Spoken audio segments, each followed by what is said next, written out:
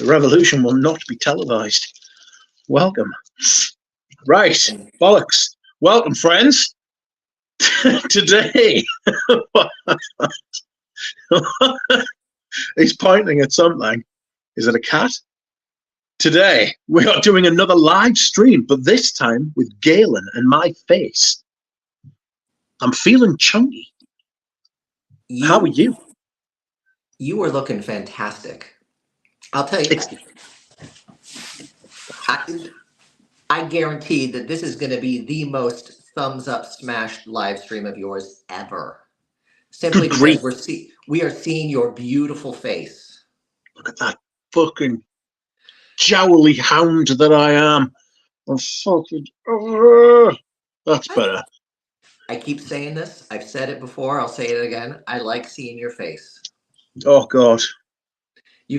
You can turn it around anytime you want, but I can't turn it around anytime I want. I do have an 80s to the Noostus bottle. I have loads of perfume bottles actually, and people always look at that. But I feel I've done it before where, well, me and Jura Rose have done like live streams before where we've done like neither of us on the camera, and I quite like that as well because I can just like fucking, you know what I mean? I could do it lying down if I wanted, which is how I started streaming.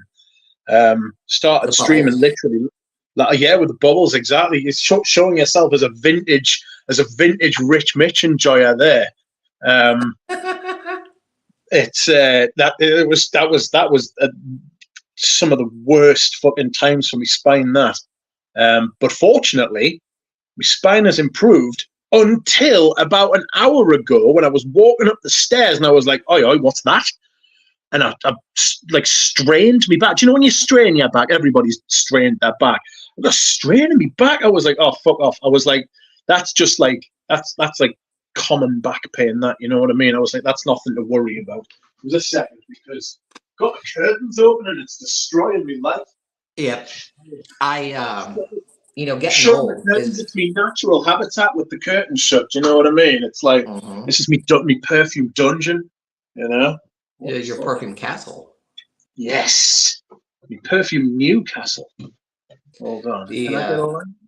That's one of the things about getting old. It's like, man, back pain. I was once throwing out your back is something that you just don't forget the first time, right?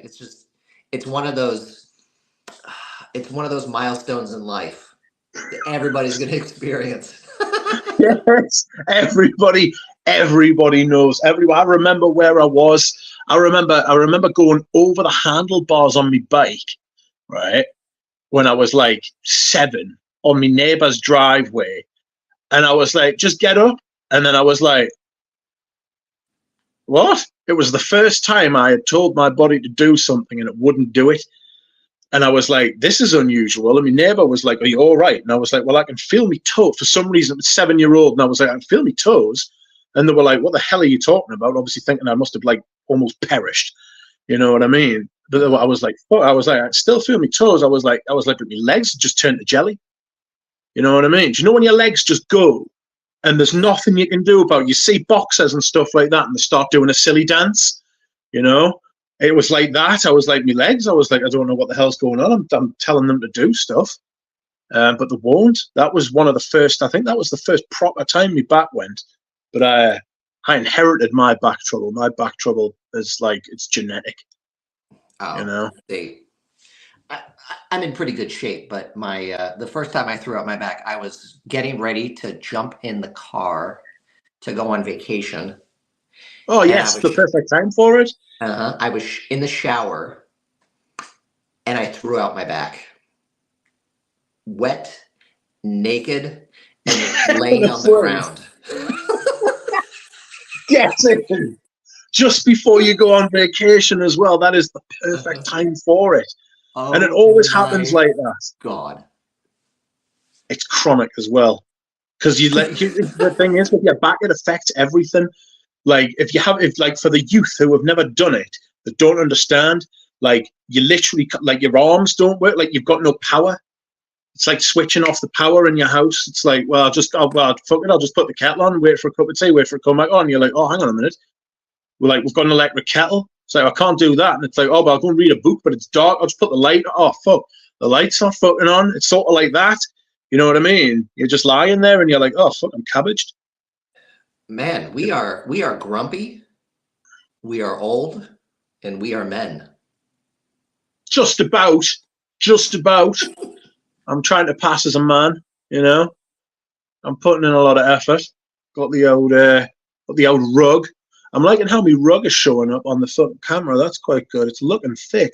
I think it actually looks thicker than it is on camera. Maybe I've just got a shit camera. But I'm all for it. You know what I mean? I'm using the front-facing camera. Like I'm doing the whole Narcissus thing at the minute. Like just like admiring my own beard. And then I've got a woolen hat, but it covers a lot of nothing. Yeah, it's smooth. Had a shower today, and it obviously like I moisturize, and like I don't use shampoo, obviously. So I thought, fuck it, I'll moisturize my bald head, right? And I moisturize my head. It's so smooth. It's so smooth. I highly recommend it to the balds out there. If you're a fellow bald, then you will absolutely love moisturizing your head. You know, there's a large contingent of ladies that love bald men. Apparently, it's a thing. It's trending at the minute. It's a big thing at the minute. You know, I go in and I'm like, business on the ground floor, party upstairs. You know what I mean? That's just how it is. Oh, fucking look like a chicken with that thing I'm doing. Style this many different ways. I'm loving it. Beautiful. It's beautiful. It is. It is a sensation. I paid 35 quid for it. Like fuck. And it's a lot of money for a llama hat. But I was amongst llama. You know what I mean? I was like, fuck. I'm loving these llama. They're fucking great. If you ever get the chance to march with llama, I highly recommend it to you. They're fucking sensational. They're so soft. You said march with llamas? You can walk with llama, you can march with llama, you just can't be at the front because they're herd animals. None of them want to go first. You know what I mean? So every once in a while, they'll just stop, right? And they'll just be like, and you'll be like, oh, hello, then they'll just be like, no. And like, you get like the occasional llama who likes to go forward, but like if they don't want to move anywhere, they'll not because they've got cloven hooves, you know? I should really do that. They've got cloven hooves and they're just like, nope. They just dig into the floor and they're just like, nope, not going anywhere. So you've got to bribe them with little strips of carrot, you know, as is often the way, you know, with herd animals. You've got to bribe them with carrot. I do it. I'm not above bribing a herd animal with carrot. Often, you know, say a cow, think, do you fancy a carrot? Sometimes they do, sometimes they don't. Excuse me whilst I replenish my hydration.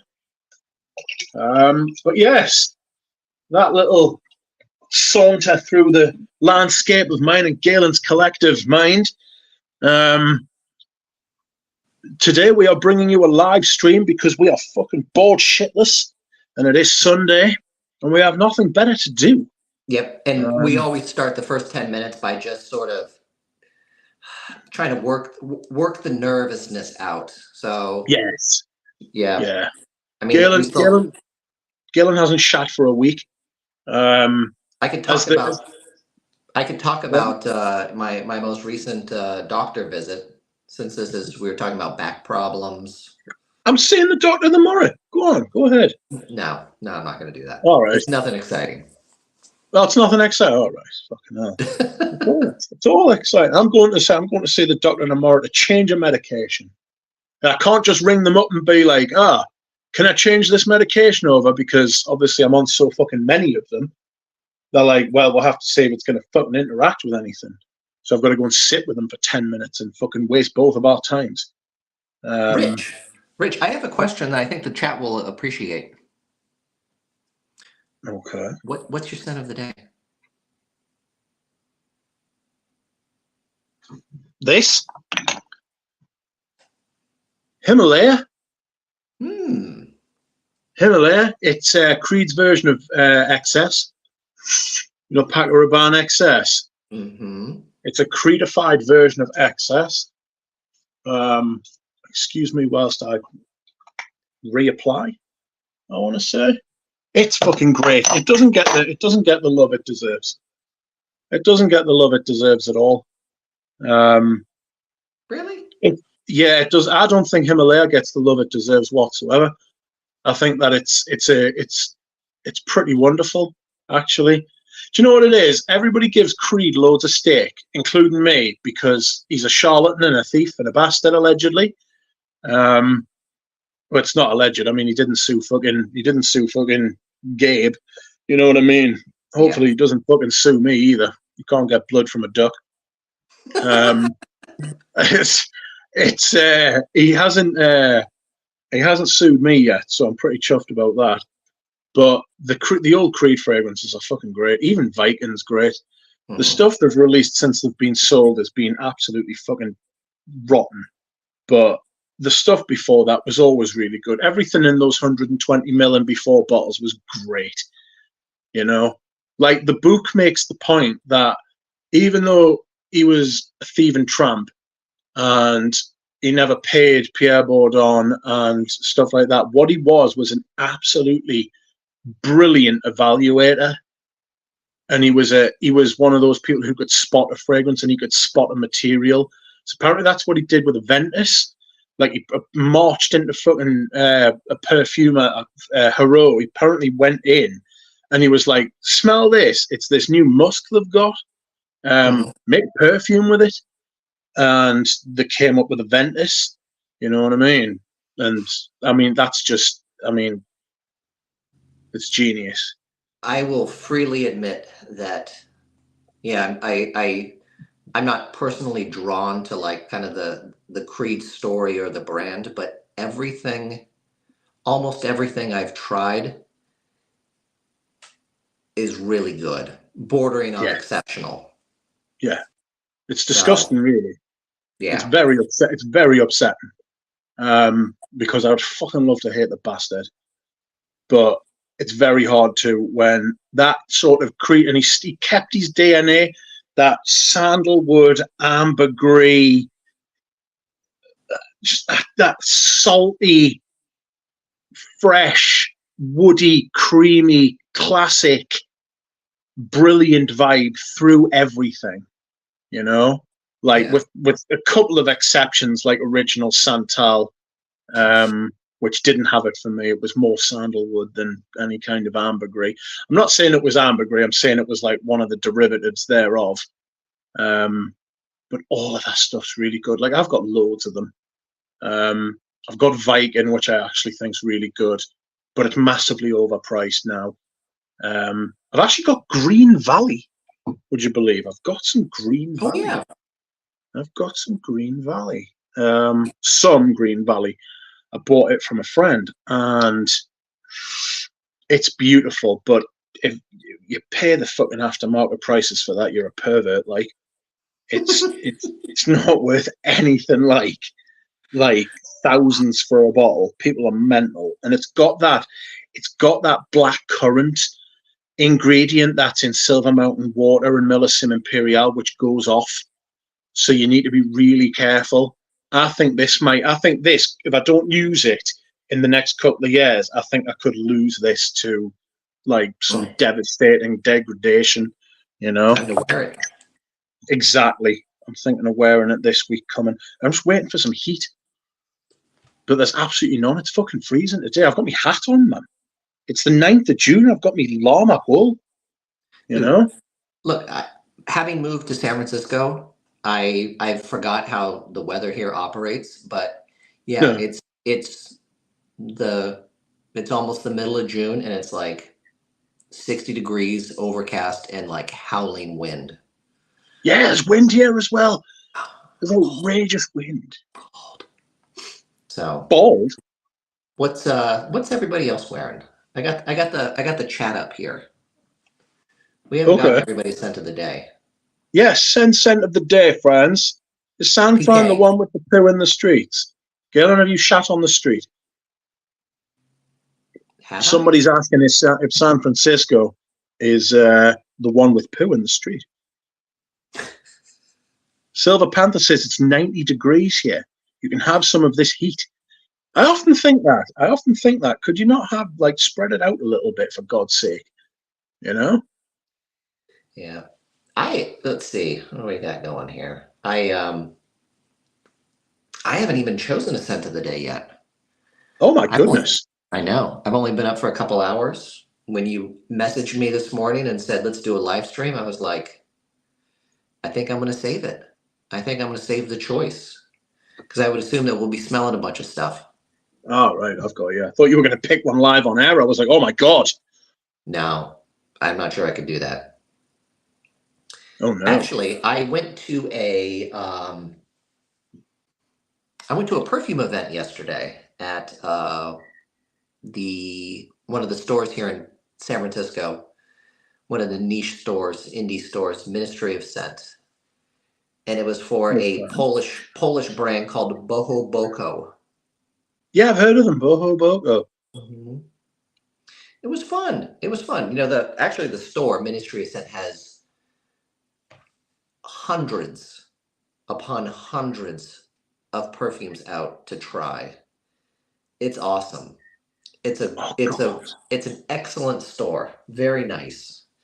Now everything I see, people, showing photos and videos from Europe, it probably doesn't hold a candle there, but there was some good stuff.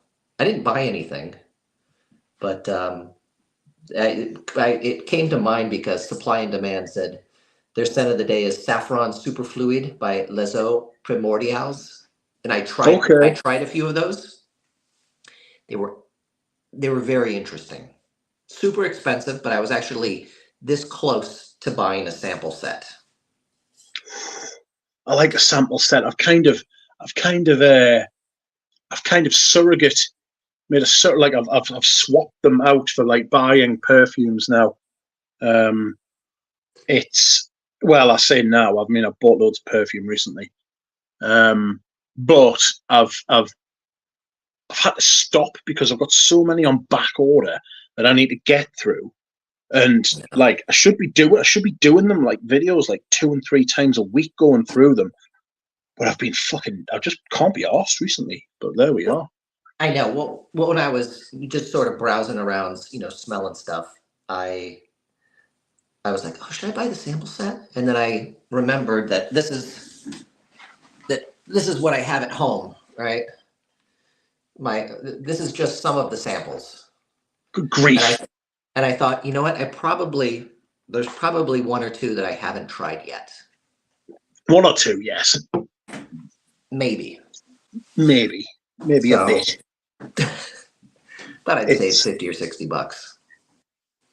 oh god. That's the thing as well. You just get them. Like I could show you like on my bureau. In my bureau is where all my perfume is. But on my bureau is just like a fucking. It's like a. Do you know skylines? You know those skyline photographs that Mhm. people do. Just imagine samples and empty bottles of fucking everything. It's like that on the top of my bureau, and then on my desk, I've got boxes that I've bought, and I've just thought quickly put them there. That's where they will go. And that's like, and I'm going through. I've got. You ever heard of a brand called Schwarzlosser? Are they from Berlin? Is that in the name? That is an outrageous guess. How did you make that? It's Am I right? I don't know, to be honest with you, but I would have thought so with it being called Schwarzlosser. I thought Berlin. Yeah, I'm trying to think. Deepest Germany, at least. Okay. I would have thought. Jura Rose made us smell them, and I haven't smelled them yet actually, and I've had that sample set for about 18 months. Oh my God. Um, I and just sitting there. I'm worried they're going to start fucking evaporating or some madness like that. Like, you know. Um, The manufactured samples, those hold up really well. But most of the things that people have decanted for me, I mean, shit, gone. I've probably been able to throw away 200 samples simply because they've evaporated. Yikes! I Hmm. remember Peter Kokorin sent me a drop of Guerlain's Cuir de Russie. Like that's like a oh, fuck knows how old that is. I mean, it's before Chanel's Cuir de Russie. Um, And I remember it, and I fucking, what did I do with it? I sprayed it on once or twice, and I was like, this is the most incredible thing I've ever smelled. It's amazing. And then I was like, well, now I've got to protect it at all costs. So put the sample on, sellotaped the join bit, you know, that bit there, sellotape that up and everything, and then put it in a drawer, and then did everything. Next time I went to see it, it was just gone. It was just up and gone, literally like a fart in the wind. It was like, wherefore art thou? But somebody has a question actually that they need your advice. So it's Ivan Kabalashvili. They said, should I get a 2003 Guerlain Vetiver 50 ml for $70? yes, that is a great price. It's a shame it's not 100 ml, but I've smelled the most recent one. And do you know, I get a feeling, right, that when brands bring out a new version of an old perfume, what they'll do is, right, is that they will undercook the formulation of the original so that their new flanker seems better in comparison. Right? So the latest Guerlain Vetiver in that square ideal bottle, right, which it has no right being in, because the fucking bottles are a nightmare to spray. And I've got Those big hands. They're not easy. You've got to use two hands, and it makes you feel like a bleh. You know what I mean? It's like, oh god, they're just awkward. They're like the Encre Noir. At least the Encre Noir bottles have got, like, you know what I mean? Like, you can get one in your hand and do it, but it's awkward as fuck. It's the opposite of utilitarian, or the opposite of what's the other one? Ergonomic. You know, square bottles are not ergonomic. They're a right pain in the arse. So I smelled the Parfum version, and the Parfum version's lovely. Parfum version's absolutely lovely. It's really smoky, and it's a little chocolatey, right? But I smelled the one that's in the shop now, the original Vetiver, right? And I was like, this is like, it's a bit shit. I was like, surely it's never been like shit before, you know? I was like, what the fuck's going on here? It's not right, this. So I came home and smelled mine. I actually wore mine last week. And I was like, I'm pretty sure they've done that on purpose, you know, because the one I've got is lovely. Like that, I like that version in the ribbed bottle, you know. But the one that's out now, it's like, I don't know if it's because it hasn't oxidized or something like that, you know, and maybe it's me. But it's like surely not, you know, like surely the cynic in us wants to say that's exactly what they're doing, you know, making the new stuff shitter so you buy making their latest formulations worse so you buy the new flanker that smells more like the original, because there's been a lot of that recently, you know, like a Parfum version of something, an elixir version of something, or an eau de parfum. Like, it's, how many times have you heard people on video say this smells more like the original than the original does now? You know, I don't want it to be true, but it feels like it is, you know? Yeah, I'm pretty confident that most of those big perfumeries, those big manufacturers, I mean, they're probably constantly scouring formulas, looking to reduce, right? Just chip away penny by penny. So yeah. But you know, there's still plenty of good stuff to try. So, you know, if they want to make garbage, that's their prerogative. Well, that's the thing at the minute, isn't it? There's I think we're in a bubble. Like we're in a bubble in the market. Obviously the prices are going through the roof. The amount of releases is massive. it's massive oversaturation. There's perfume everywhere. It's coming out of every pore. They're expecting the perfume market to like, is it something like triple by 2030 or something like that? So it's only going to keep getting bigger. It's going to be worth, apparently it's worth like 20 billion now, and it's going to be worth like between 50 and 60 billion by 2030. So I'm they're sure that like, World War III will take care of that. well, hopefully, you know, I mean, it'd be worth it, you know, increase the prices of the stuff I've got, the vintages and stuff like that. Also, there's a massive problem. Sorry, go on. What were you going to say? No, go ahead. No, I was going to say there's a massive problem in shipping at the minute as well, because I got a bottle of something last week. One of those Maitre Parfume at Gantiers, right? Mm-hmm. And the guy who sent it hadn't put an invoice on it, and so the shipping company took it upon themselves to go on eBay, find a bottle on eBay, and tax me at the rate that they found, and then strapped a screenshot to the parcel and said, there you go, there's your fucking invoice.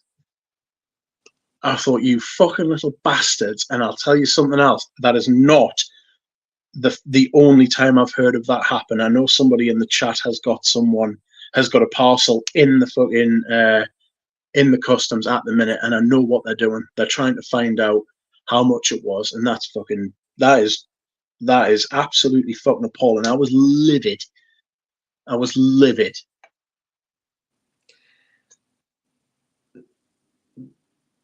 I think you have to be a sociopath to enjoy that type of work. Oh, they'll be there. They'll be out there.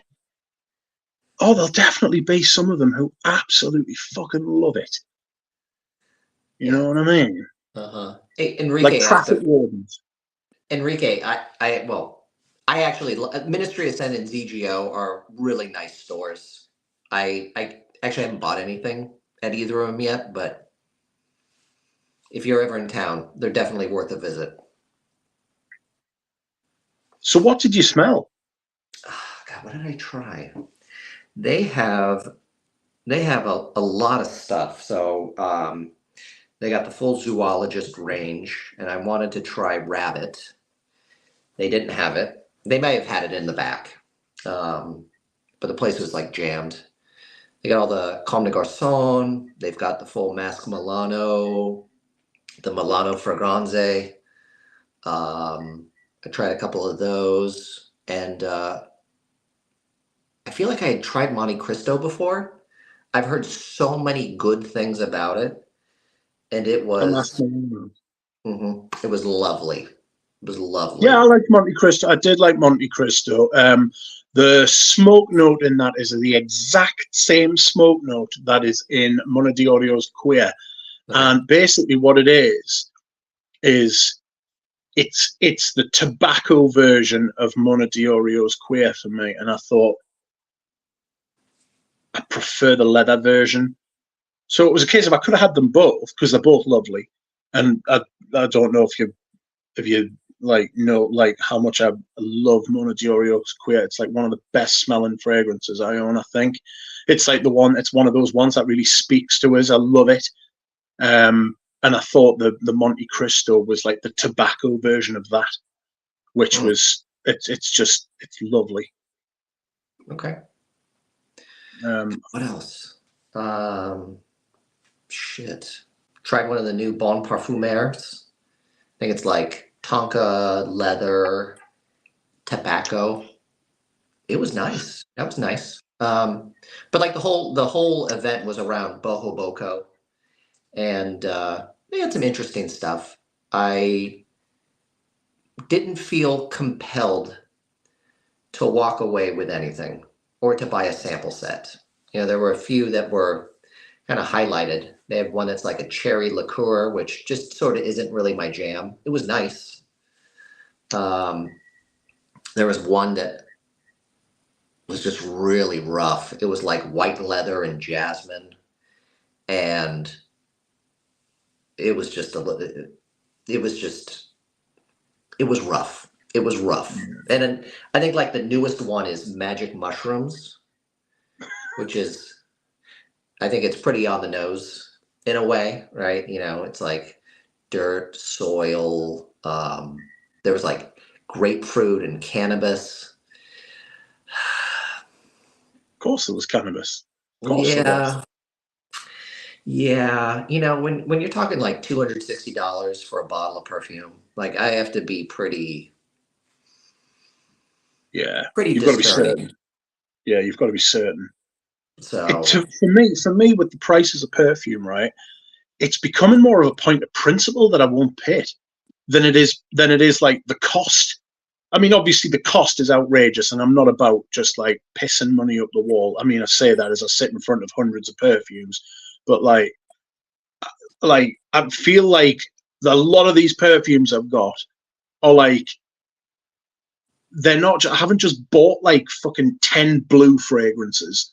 You know what I mean? Like a lot of people have. Like I would think that if you got a Dylan Blue, a Versace fucking that is a Versace. If you got like a Dylan Blue, a Sauvage, a fucking Bleu de Chanel, a YSLY, that to me is a bigger waste of money than me buying an £800 bottle of Derby, like a 200 ml, £800 bottle of Derby. Like literally, you might have even spent less on 5 or 6 fragrances. You know, that's an argument that people have as well. They're like, I got 5 or 6 fragrances for X amount of money for that one bottle of perfume that you bought. And I'm like, yeah, but they're all shit. You know what I mean? And it's like, I bought this one perfume, which is fucking immense. And you've got loads of perfumes, but they're all the same. And not only are they all the same, they're all crap, you know? And it's like, I feel like modern perfume pricing, I'll tell you something else as well. The discounters are falling up their own arse as well. Like discount prices on discounters aren't that discounted anymore, you know? yeah, yeah. You know, it's easy to sit here and kind of reflect back on, you know, 8 years ago when like discounters you could get like Creeds for like $100. Yes. Yeah, I tell that story all the time. I paid 150 quid for it might have been a little bit less actually, about 145 for 120 ml of green Irish tweed. And I Yeah. did the same with a couple of other bottles as well. Do you know what I mean? It's Hmm. madness. You know, I know I know I'll probably badmouth, you know, people that buy like 4 or 5 blue fragrances, but I'll admit there are certain things that like I totally have a weakness for too. I know we've talked about doing like an eau de cologne live stream with Thomas. Yes. I have enough EDCs to last several lifetimes, you know? But like, man, there's always room for another. Always. You get eau de cologne's really good prices as well. I Yeah. like the way you can like. I like the way you can give them a good fucking hiding as well, because you usually get a big bottle. You know what I mean? Like that L'Occitane Lavande. It's a 300 ml bottle for 60 quid. It smells incredible, and you just lather yourself in it, and it's lovely. Do they still make that? Yes, they do in this country. They do. Okay. It's I don't, brilliant for the heat. yeah, I don't think they make it here. Ugh. That's another thing as well. I was talking to somebody about North American perfume prices and availability. North Americans pay shocking prices compared to Europeans. And not only that, they've got a smaller selection, unless you go to places like your Boho Bogo event. You know, it's madness. Speaking of EDC, I bought on a whim, no less, something called Bien-Etre Lavender Cologne. It is 250 ml for £14, and apparently it smells like Frenchy lavande. So, Wait, so it's on the way. oh, it's on the way. It'll be here tomorrow. I got it from Amazon. Spell it. Can you just put it in the chat? Yes, hold on I a want to look second. this up. Okay, okay. It's on. Why are you hurting me this way? Let me see. All right, there we go. So, bien être. Oh, not air. Carnitas tacos. Hecho. Lavender. You know, the tough thing about when we're doing live streams, like, you know, when we got more than one person, is all these ridiculous comments get ignored. Yeah, I feel bad. There's I know, Bilbo like, here. you know, like Tripler asking, you know, what would I pair with carnitas tacos?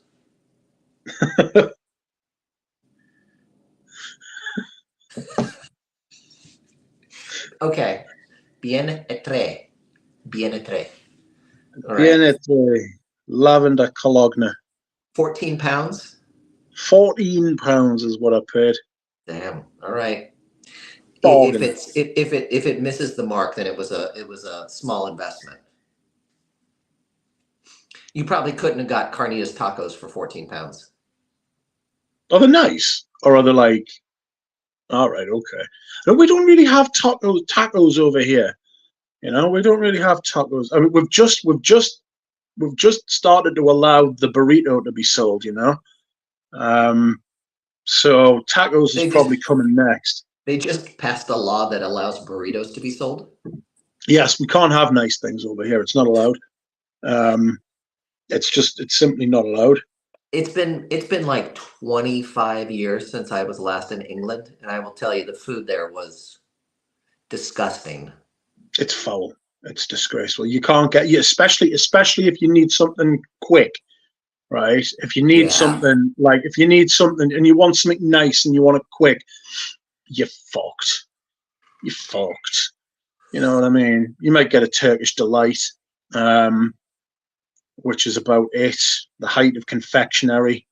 Um, it's no, it's fucked. I mean, it's better than it was 25 years ago. But if I was you, I wouldn't bother. I wouldn't bother coming back.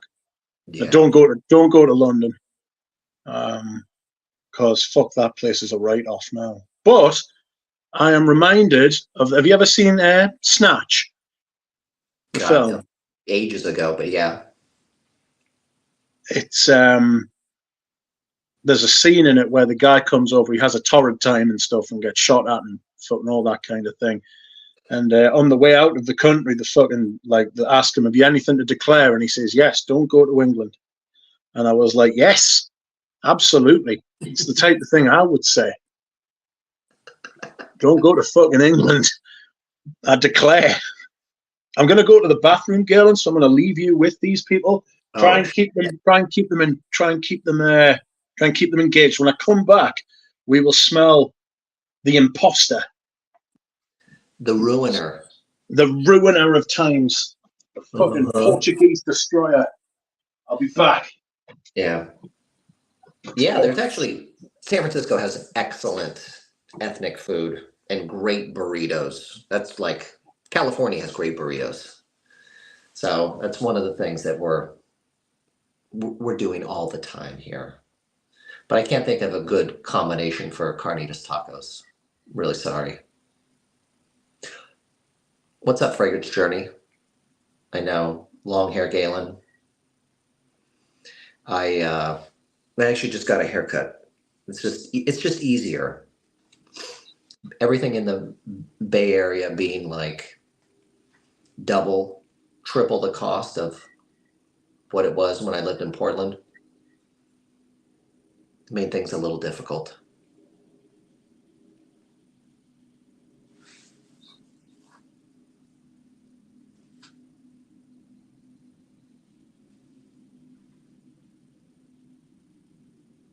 Did everybody give their scent of the day?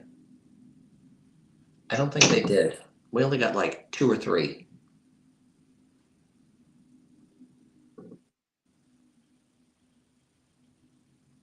There we go. Scent of the day, Eris Maubet. That's fabulous. I actually bought a bottle of that when Barbara Herman was in Portland doing an event.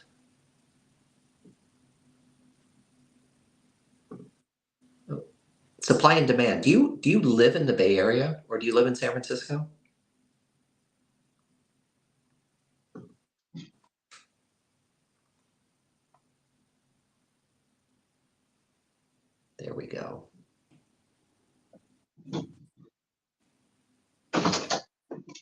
I'm back. Oh, welcome back. Thank God. Let's see what's been going on, shall we? I said I needed people's sense of the day. All right. Okay. And they enjoyed that, did they? I don't know. I'm not sure they enjoyed it. I'm kind of treading water here when you step away. You know. All right, that's cool. I do that every time I come on stream. That's essentially what my streams are. You know, the art of treading water. But you were born for that. That's exactly what I was born for. I was born buoyant.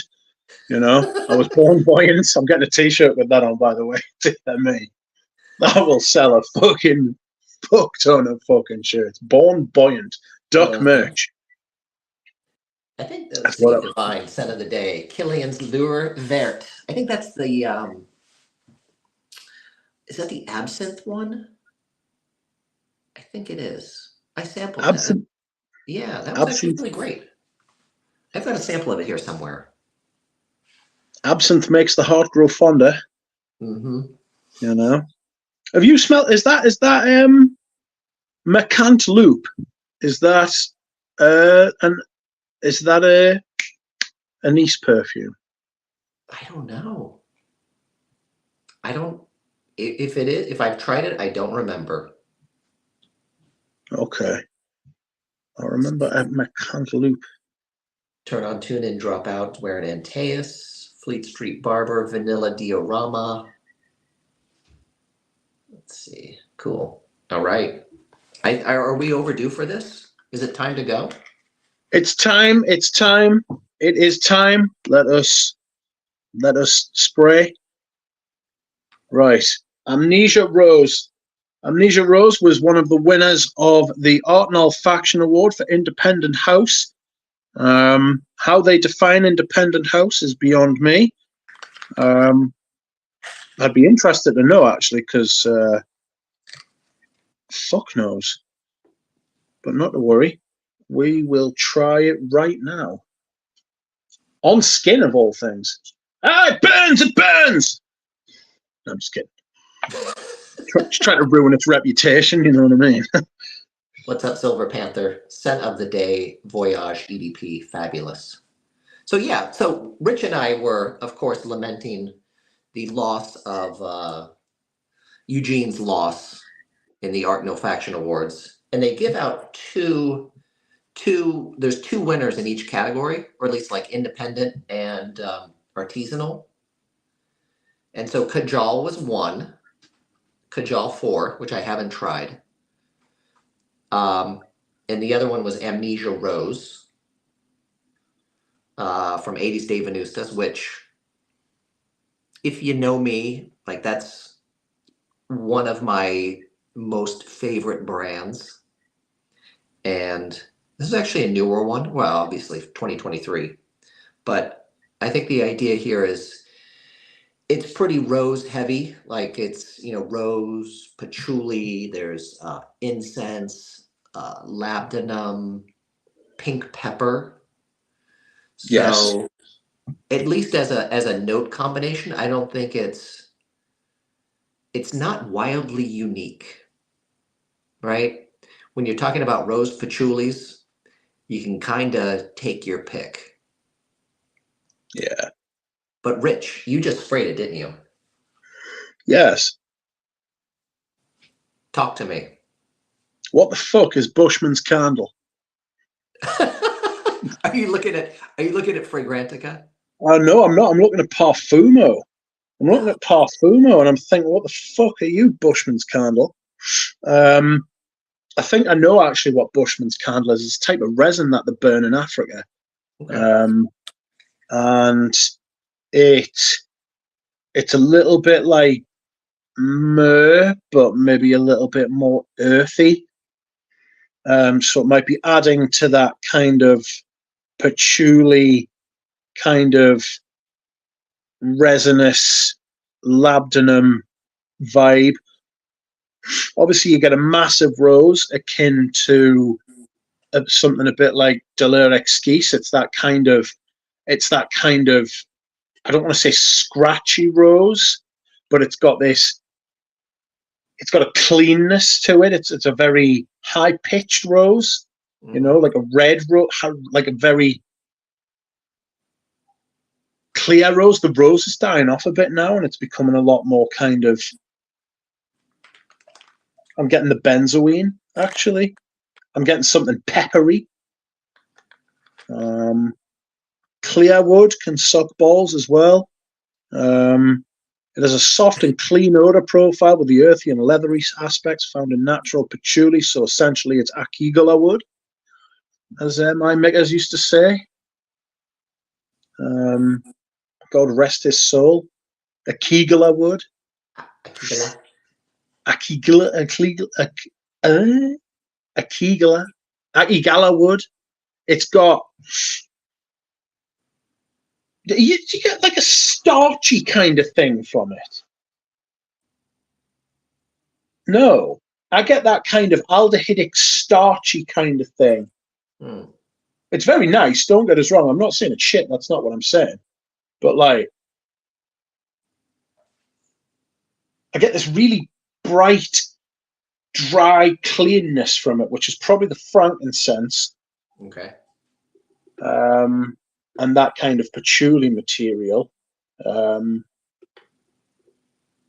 little bit peppery, that kind of thing.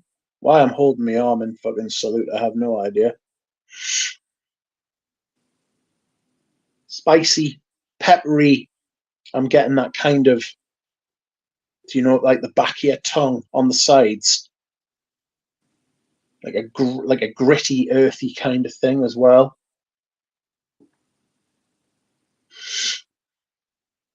I'm getting something a little bit dry, clean, sort of thing.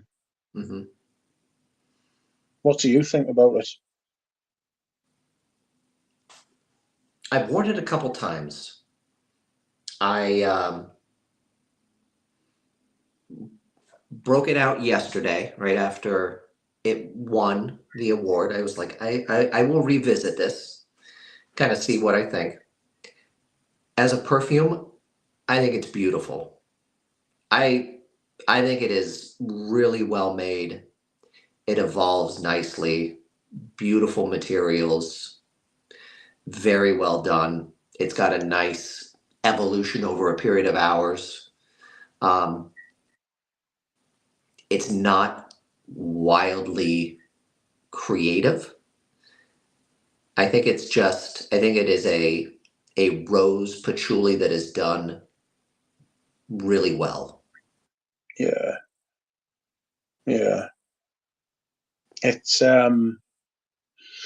definitely got overtones of Portrait of a Lady. It's definitely in that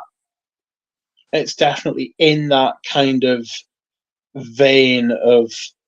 It feels like Portrait of a Lady without the massive boost of ISOE Super. You know, it feels a bit dense. It feels a bit more dense. You know, like there's more rose, there's more resin, there's just a little bit more of everything. It's very coherent.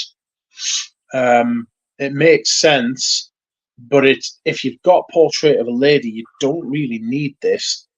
Although I must admit, I think that this is maybe a little bit better than the current Portrait of a Lady.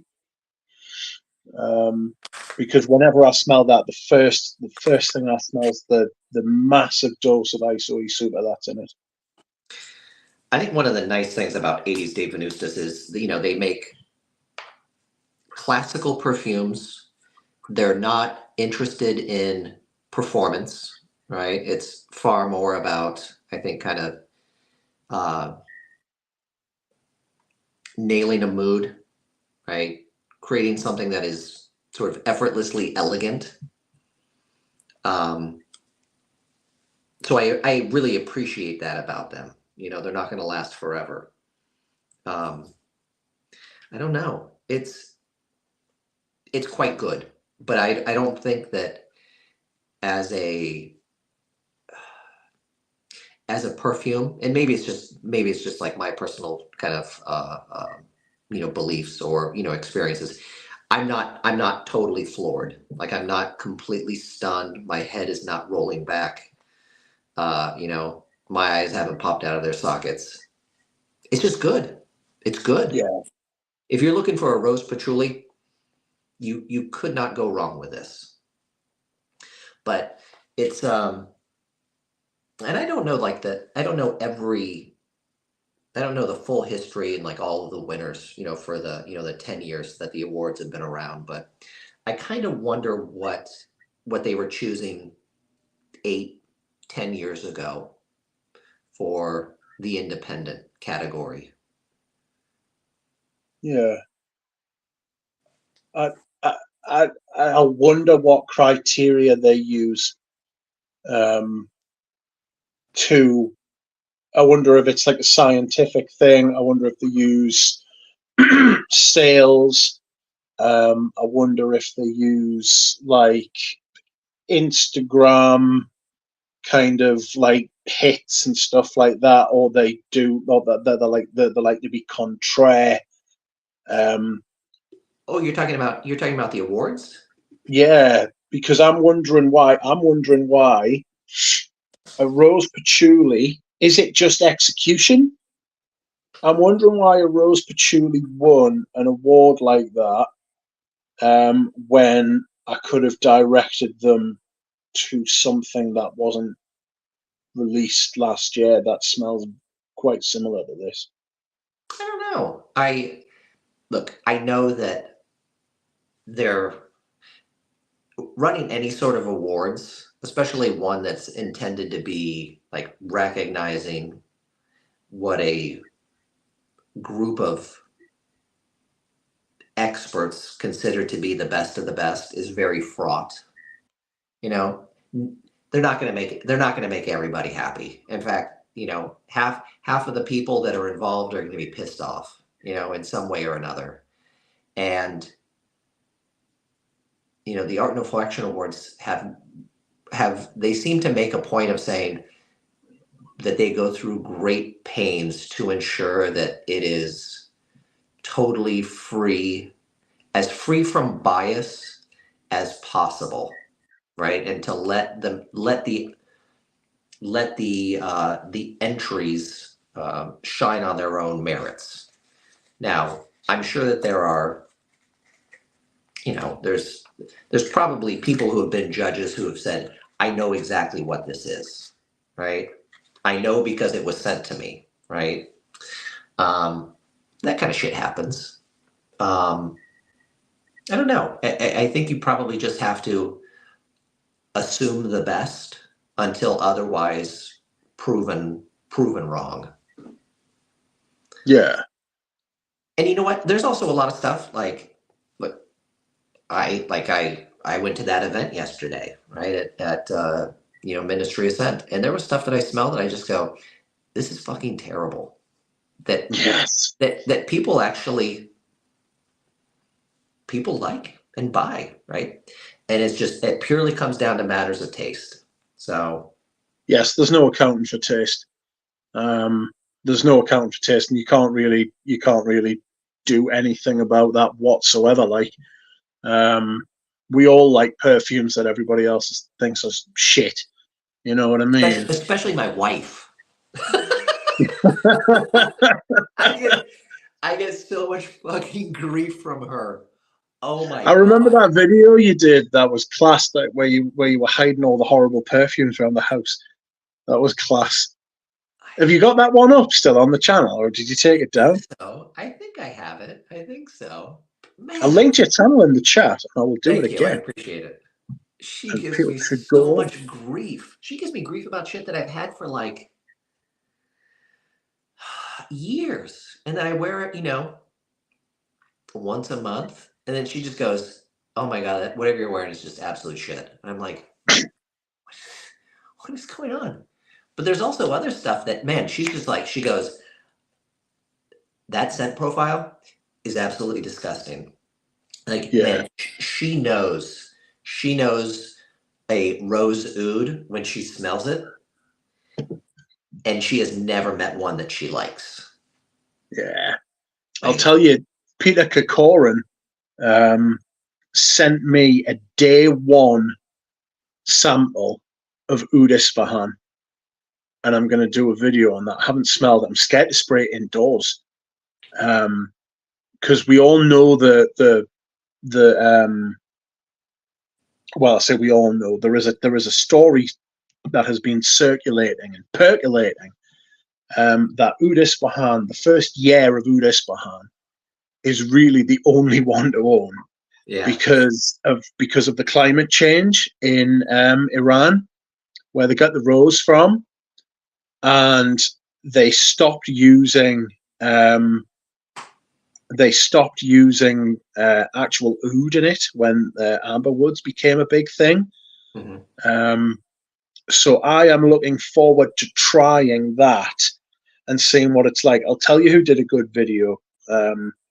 Sebastian and Lanya Smith did a comparison of Oud Isfahan with Oud Palau, and they said Oud Palau is what Oud Isfahan used to be. And this video, I'm telling you, this video is ancient. So if I look, Oud Palau. Tripler, no, she did not have that look in her eyes. Just FYI. There it is. This video's 7 years old. Dior Oud Isfahan versus Diptyque Oud Palau. So you're talking what, 2016, 2017? And it's Sebastian. He did an Oud Palau video the year before that as well, actually. But it's him and Lanya Smith comparing them. And you can see them like looking at each other saying, like, where's the rest of my fragrance like? You know what I mean? So I am intrigued. I am very, very intrigued to smell the day one release. I think Peter likes it. I mean, if he doesn't, I'd buy it off him if it's good. But I've got Monterey by Dusita, which is an extremely similar rose oud profile, because you get different ouds and stuff. And it's got that kind of tart, jammy rose thing, but with a almost halitosis urinal cake kind of oud. You know, I bought that based on your recommendation. Oh shit! Sorry. No, it's okay. Is it nice? It's okay. It's okay. I'm not sure I've gotten any major complaints about it yet, but most of the collection is still packed up, so it's been a while. I think that's my rose oud. I think that's that's like that in the night, but I don't really consider that a rose oud. I just consider that like a kind of exists in and of itself. You know. I gotta say, I think if I was to just pick just one right now, if I was going to run downstairs, dig through the collection, I'd probably pick Nouveau Monde, that Louis Vuitton. I remember the first time I smelled that, man, I was like, I'm going to buy this right now. And I have like zero regrets. But man, it's got massive incense, hasn't it? It's, I mean, that thing's got like everything. I mean, they threw everything into that, but I love it. In fact, when I was just browsing around at, the Louis Vuitton store, and I tried that, right? And the guy was trying to sell me, he said that they actually, what did he say? He said it was made from real Louis Vuitton leather, like the note. And I was like, I don't think it is. Did you say that to him? Yeah. No, I didn't. Cool. Oh, okay. I was gonna say, I would have said, you do realize you're talking absolute bollocks, man. It's a thing. I mean, it depends, because I mean they're really just doing their job and they're just trying to sell shit. So it's like, and I don't like humiliating people, but it's something everybody watching this will have encountered when at least once at some point in your journey, a sales associate will say something to you and you realize and you look at them and I know more about this fragrance or fragrance in general than you do. And it's very upsetting. And it makes you realize that it's a job. You know, not every, because I go into I still to this day go in there thinking I'm going to talk to these people and they're going to be as keen as I am and they're going to be as into it as I am and they're going to know as much as I do, even though mine's not like based on new perfumes. Like my stuff's more sort of like vintage and that kind of thing. I'll smell stuff and they'll be like, oh, it's got like incense from fucking deepest fucking Somalia and stuff like that, and I'm like, are you sure? You know what I mean? Are you sure? Are you sure? Are you sure? You're sure? And they're like, yes, of course, that's what they told us. And I'm like, they're lying. You know what I mean? They're not telling the truth. They're not that. To be honest, it's true. I mean, it's something they've obviously a lot of sales associates have obviously thought to themselves, I like smelling perfume. I like being around it. It's a job, you know. I can do it. I can, but like they don't sit and do the type of madness that we get up to on a daily fucking basis. Yeah. When we're nerd out into perfumes and stuff like that, and it's unfair to expect them to do that as well, you know. So the line of just like smiling and nodding and saying, "Oh right, yeah, no problem," I do that as well, unless the sales associate's an absolute dickhead. Yeah, I actually, I mean, with the exception of some of the independent places, I haven't done any shopping here in San Francisco. Like, I don't want to go into Chanel. I don't want to go into Hermes. I don't want to go into Neiman's, mostly because actually Hermes is, I always like going in there.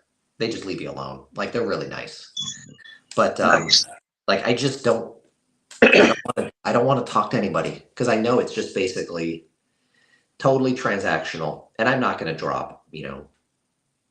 Look, there's a lot of money in this city, right? And I'm not the one with it, right? Yeah. God, the last time I was in San Diego and I dropped in at this, like sort of like off-price discounter, a lot of like old stock sort of stuff. Because I'd been in there before and found a few things that I was really stoked on. And I was in there for about 10 minutes, and there had been, like 2 or 3 customers that had rolled through, and people come in, they say, I want exactly this, and he sells it to them, and they walk out. And I was kind of loitering. Yep, 100%. I was loitering, and about 10 minutes in, the guy goes, thinks to himself, he's like, he's not going to buy anything. I'm just going to go sit in the back. Get in. And that's exactly what he didn't say it out loud, but that's what he did, right? He's like, this guy's wasting my time. Yeah. They did have some good stuff. It was all shit that I don't need. It was like, what is that great Bulgari Ote the Perfume Ote Noir, the black yes tea. The tea ones. Yeah, the tea ones are really nice. That's fucking gorgeous. They had a 5 ml bottle of that for like $100. Whoa! Right? I mean, that's a great price. 5 ml. Yeah, like, so I've got it, and it's like I probably used 5% of it, the smaller bottle, right? And I just go, why would I buy a backup? But yeah. Anyways, it's just So we don't have shopping like that in we don't have shopping like that here. Like, apart from London, and London's massively the exception. Like where I live, where in England, where I live is probably the poorest part of the country, but there's a department store here that is getting a refit, like a £40 million refit, and they're going for it. They're going for it big time, and they're getting only the 3rd girl on boutique in the country. And it's gonna be like the one that was in Toronto for Eugene. Apparently, they're gonna have everything. This is what they're telling us.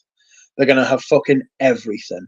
So I am extremely interested to see if they do indeed have everything. Because I'll be going in there being like, God, Valdenouille Parfum, like, what's going on here? You know. I think I have to correct myself. I may have said 5 mils. Yes, you On that did. That's what I Bulgari. was saying. 5 mils. I'm sorry. It was 5. It was 5 ounces. Oh fuck! I'm sorry. Right. That is a major difference. So you're talking like what, 150 mil? Yeah. Sorry about that. That is an outrageous price. Yeah. It's outrageous in the exact opposite way that you originally thought. Yes, exactly. That is an absolutely brilliant deal, to be fair. That is a brilliant deal. I would very much like to get deals like that. But that's the thing as well. You can't get a deal here anymore. You know, everybody wants a bargain. Do you know what I mean? Like I treat the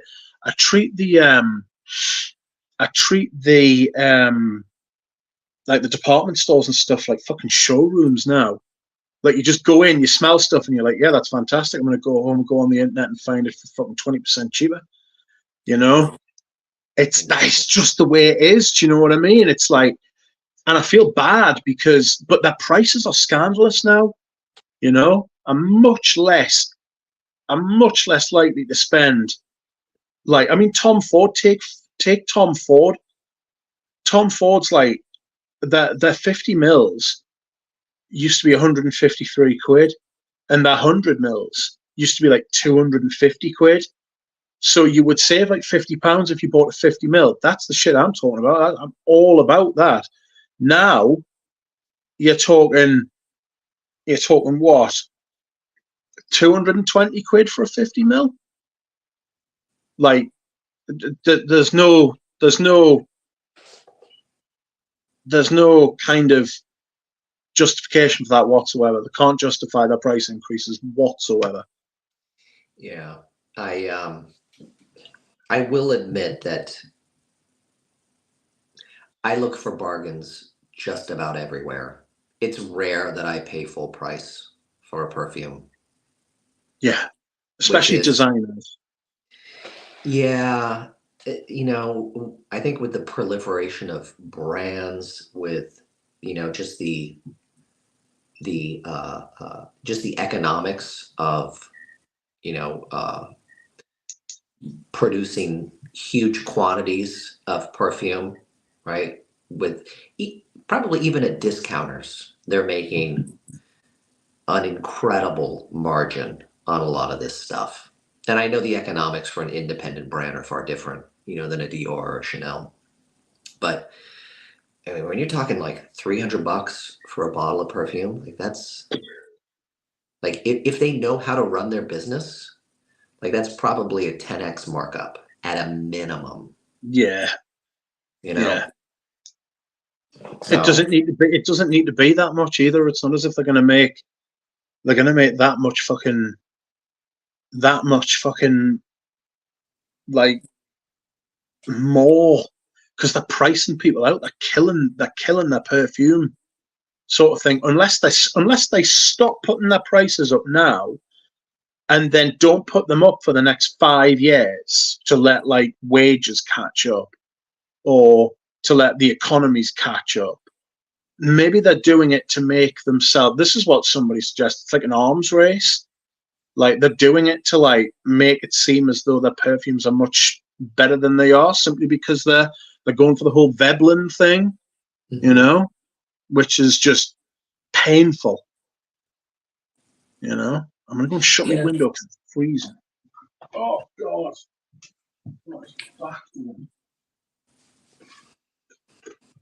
Too cold. It's the 9th of June and it's too fucking cold. What the hell is going on? Oh my God, it's 11/11. It's a lemon. It's 11/11. Oh my God. Fire emoji, that's right. Fire it's emoji. Actually, it's 7-11 here. So I don't know, like fucking corner shop fucking emoji. I don't know. Is that what it is? I don't know. Yeah, there we go. Fire emoji. Oh, now it's 11/12. Oh well. So hopefully I got it in just in time. I'm smelling this Amnesia Rose. Yeah, and it's very nice. Yes, I've got it on a strip. I got it on skin. It smells great in the air. Like it is. Yeah. I think with the exception of maybe one or two from 80s De Venustas. Like phenomenal stuff. Like I have zero regrets having bought basically the entire line. I haven't bought any of the new things, but they are consistently good. So when are you going to do that? When are you going to do that live stream or the sample review? Well, this is something else we can come on to now. I'm going to do them after I have done. Oh, for fuck's sake! Oh, don't spill. There we go. I'm going to do them after I have done these. Oh fuck! I was putting them out to show everybody there, but I can't. The camera's facing the other way. I'm going to do these. Eugene sent me a lot of the Art de la Matière line. Were you watching the stream last night when I lined them all up? No. So he sent me about 10, right? Like Joyeuse Tuberose and Angelique Noir, Spirituous Double Vanille, fucking Tonka Imperial, Santal Pau Rosa, Meur et Delires, which I tried on last night and was a bit difficult at first, and then it was actually really nice. So I'm going to go through these because these are little like self-made samples, and like we were talking about earlier, I'm worried they're going to evaporate. So I'm going to blitz through these. I'm going to do 2 or 3 videos a week, and maybe do this over the next week or 2, and then 80s De Venustas is after that. Perfect. So hopefully by the end of the month. But I mean, that could get fucking expensive because even if I want one of those fucking Art de la Matière, because that's the whole point of the sampling thing. It's not me offering some kind of professional reviewer kind of thing. This is kind of what my channel is I'm not a reviewer, I'm not a professional, I'm a punter. So I'm like everyone else in the chat. I'm a consumer rather than an influencer. So really what I'm doing is I'm just chronicling what I'd be doing anyway, just chronicling it and putting it on YouTube. And so when I try stuff and that, like first impressions, you don't really learn that much, but it's an experience we all have. Everybody smells a perfume for the first time at some point, you know? Yep. So that's the kind of value that I see in like the first impressions thing. And then my reviews are few and far between because I kind of feel like an imposter when I do it. Because like I'm not a Persolaise, you know, or like a Robes or a Eugene or a fucking Galen or a fucking, I mean, I'm not going to go into the Instagram, fucking all of them influencer type people, but like I'm literally just, my review technique is me telling people the notes, telling them what notes I get, and then just talking about it for about 10 minutes. You know what I mean? Like that, I'm not offering like any kind of outrageous insight into stuff. And hopefully when I do these kind of reviews and stuff, people get some kind of like something out of it, which is they might smell it differently or they might learn about a perfume they've never smelled before and they want to try it. Yeah. Because that's how I built a lot of my collection, watching channels like Thomas, like you, like Eugene, like Robes, especially Robes, because Robes was prolific and massive back in the day. Just like loads of perfumes and just trying loads of them and thinking, fucking hell, like I understand that person's nose. I know what they like. I know what they don't like. Do my like tastes concur? You know? What are you creasing at? These fucking comments are so dumb. Sub to Galen if you're a fan of Jeremy Fragrance. Absolutely. He's all about the press ups. Oh my god. Brilliant. Yeah. Quickly do some press ups. Oh, you know what? Somebody I think it was Tripler. Who was it? Who was asking about that 80s De Venustas? Let's see. Shit, where is it? Oh. So Tripler asked about the signature 80s, which is like the first one, which is Yes. it's rhubarb, tomato leaf, I think probably incense as well. I think it is the very best tomato leaf perfume you could find. That is an Hands. outrageous statement when It Eau de is. Campagna exists. It is. It is outrageous. It is pure vegetal sexiness in a good You had way. Eau de Celery as well. I do. So is that not vegetal? I mean, yeah, it is. It's kind of got that kind of weird, sort of crispy, earthy kind of zing to it. It's good. It's a great cologne. But that I think you're going to be really impressed. I kind of wonder which ones from '80s you're going to like, which ones you're going to love, and which ones you're going to hate. But it's they do stuff very nicely, very well. So who's the do they work with one perfumer like Eugene has, or do they work with like lots of different ones? I think the first couple were Duchefort. Um, in fact, you know what I would say is I don't know if this will spoil it for you, but '80s signature reminds me of Chypre Palatin. There is Okay. something. There is a thread there between '80s signature and Chypre Palatin that is when you find it, it is you won't be able to you will not be able to unsee it, right? They were both made in the same year by the same person, and Yeah, that happens, doesn't it? Yeah, that does happen. Duchefort made. I know he made at least. I think he made Copal Azur as well, which is another incense. I think it's like one of the most gorgeous incenses that you can find. Um, oh God, who's the guy? Who's the one that we always make fun of? Alberto Marias. He made Right. a. Who's the He guy we made a always what? mock? So Alberto Marias made a few. God, there's that German guy.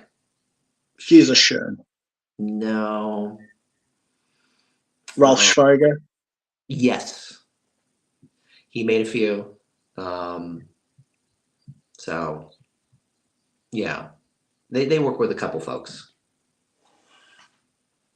Interesting. Mm-hmm. Interesting. I'm looking forward to smelling them. I am looking forward to smelling them. So what did I can't keep up with like all the live streams, like in all of the videos of yours, but what have you been super into lately? So I've just turned into summer. So I did like my rotation where I brought like the summer fragrances forth. Hold on a second, see if I can turn this camera around. Oops. There we go. If the stream goes down, friends, that is just peak Mitch. That image with the duck just needs like right below it. Please stand by. We're having technical Yes, difficulties. yes, absolutely. Mhm. How do I change the camera around? Not You like may not that, be able to. apparently. You might have to rotate it. I think I might have to rotate it, you know. Mm-hmm. I think I've absolutely fucked it. So basically, I kind of try with my fragrances to have a theme for a season. Like I went with ambers in spring and in autumn and winter last year, and I ended up wearing stuff like amber fetiche a lot. I wore a lot of iris. A lot of no, sorry. What else did I wear? I've got my fucking video up. I'll have to go and check it. But I wanted to wear a lot of ambras. I wore like amber sultan and stuff like that. And the year before, I'd wanted to go with leathers. And I'm not sure what I'm going to pick, but like I've got a much smaller summer collection than I thought I did. Mm-hmm. I've been enjoying vetiver, green stuff, soap. I've been enjoying Cologne Officinale by Healy, which is brilliant. I don't know if you've smelled that. I've also got the Healy sample set. I've got all of his stuff, which I'm going to do after the 80s de Venustus, which I'm very much looking forward to. What am I probably going to wear? I don't know. Like mint's quite a big one for me as well. Yeah. But Ambra Supreme. Ambra Supreme I've been enjoying. That's got a little bit of oxygen into the bottle, and it's kind of like, I think I've become a lot more accustomed to that kind of immortelle, slightly spicy. It's like imagine like a blue fragrance, but instead of like using incense in there to create that kind of dark blueness, because all blue fragrances have got that darkness in there, and I think that Bleu de Chanel, when it first released the EDT, it had that kind of scratchy, screechy, incensey, patchouli type thing, amberwood-esque. But I think that Ambra Sultan uses Immortelle in place of that, obviously in line with the massive ambergris. And I'm really enjoying that. I've come to peace with that. I wore a lot of myrrh. That's what I was wearing a lot of. I was wearing a lot of myrrh in spring and in autumn and winter. I'm fucking loving myrrh at the minute. I smelled myrrh. Is it Myrrh Delires by Galen? I tried that one on skin yesterday. Bit weird at first. And then it dried down just this lovely myrrh, slightly sweet, slightly coalery, slightly rubbery texture. I really like Oriental Velour by Les Indomptables. Have you ever smelled those? Have you ever smelled those? Oh God, what they're called? The Anthologie de Grand Cru by. No, I they did that maybe a year or two ago where they released all of those. No, these were in 2016, 2017. Okay. No, but I remember maybe 6 months, a year ago, Lucky Scent had all of several of those on special. Really? Yeah. Oh, Anyways, but yeah, I didn't even know about them until just recently.